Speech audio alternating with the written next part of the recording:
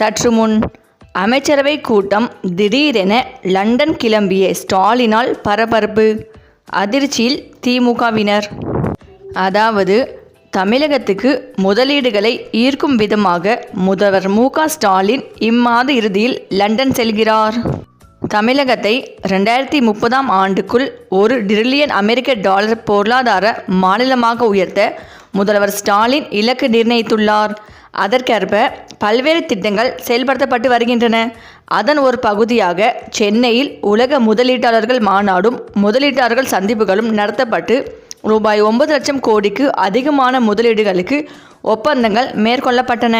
இதன் தொடர்ச்சியாக உயர்தர வேலைவாய்ப்பு, உயர்தர முதலீடு ஆகியவற்றை நோக்கமாக கொண்டு முதல்வர் பல்வேறு நாடுகளுக்கு பயணம் மேற்கொண்டு வருகிறார். கடந்த காலங்களில் Dubai, Abu Dhabi, Singapore, Japan, Spain, America உள்ளிட்ட பல்வேறு நாடுகளுக்கு முதல்வர் பயணம் மேற்கொண்டார். முதலீட்டாளர்களை சந்தித்து தமிழகத்தில் முதலீடு செய்ய வருமாறு அழைப்பு விடுத்தார். இதன் தொடர்ச்சியாக முதலமைச்சர் மு.க. ஸ்டாலின் இம்மாத இறுதியில் லண்டன் செல்ல உள்ளார்.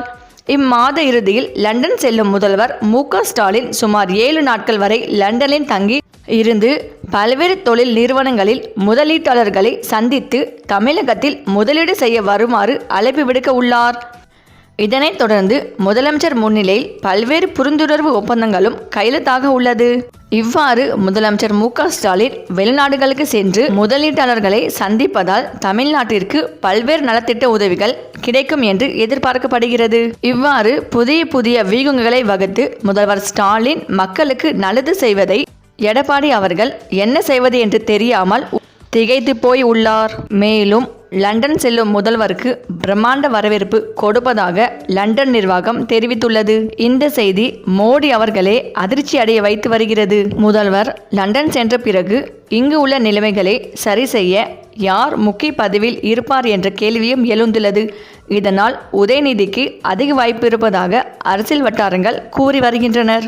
தமிழ்நாட்டில் மு.க. ஸ்டாலின் அவர்களுக்கு பிறகு உதயநிதியால் மட்டுமே எல்லா நிலைமைகளிலும் சரியாக செயல்படுத்த முடியும் என்றும் அமைச்சரவை கூட்டம் தெரிவித்துள்ளது.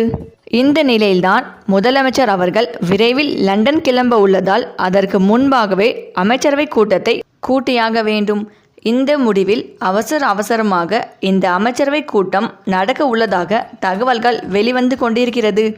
இந்த தகவல் திமுகவிற்கு சற்று அதிர்ச்சியாகவே பார்க்கப்பட்டு வருகிறது. சரி, இந்த வீடியோ பற்றிய உங்கள் கருத்துக்களை கமெண்ட்ஸில் சொல்லுங்கள். மேலும் இந்த வீடியோ உங்களுக்கு பிடித்திருந்தால் லைக் பண்ணுங்கள், ஷேர் பண்ணுங்கள், மறக்காமல் நம்ம சேனலை சப்ஸ்கிரைப் பண்ணிக்கோங்க. தேங்க்ஸ் ஃபார் வாட்சிங்.